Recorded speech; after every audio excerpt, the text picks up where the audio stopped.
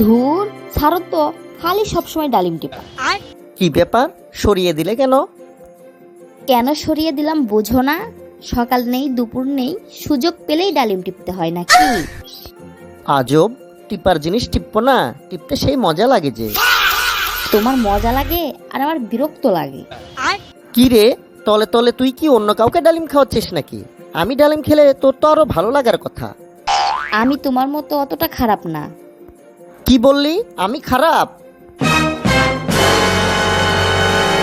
আরে আরে, কি হয়েছে?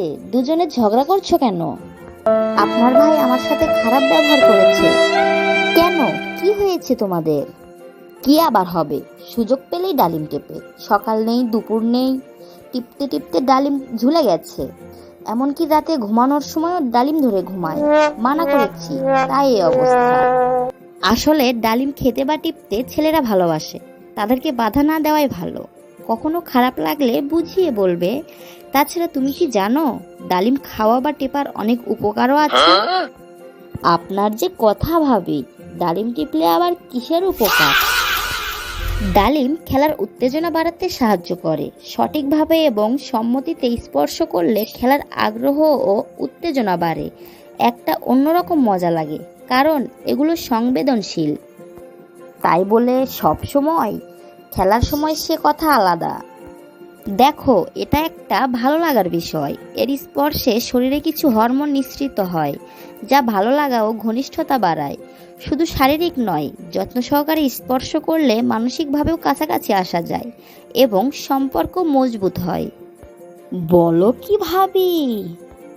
শুধু কি তাই, এগুলো মানসিক চাপ কমিয়ে মনে শান্তি আনে। তুমি বললে না ধরে থেকে ঘুমায়, আসলে এতে তাদের ঘুম ভালো হয়। ভাবি, ভাবি গো, আমি ওকে বাধা দিয়ে কি ভুলই না করেছি। আজ থেকে ওকে আরো বেশি করে খাওয়াবো।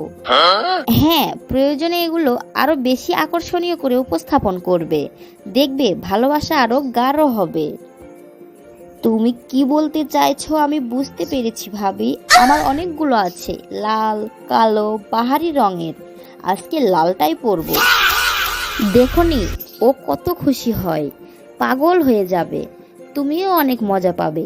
যদিও সবার অনুভূতি একরকম না, কারো কাছে এটি আনন্দদায়ক, আবার কারো কাছে তেমন অনুভূতি নাও হতে পারে। তাই সম্মতি ও স্বাচ্ছন্দ্য সবচেয়ে জরুরি। একতরফা হলে তাতে মজা থাকে না।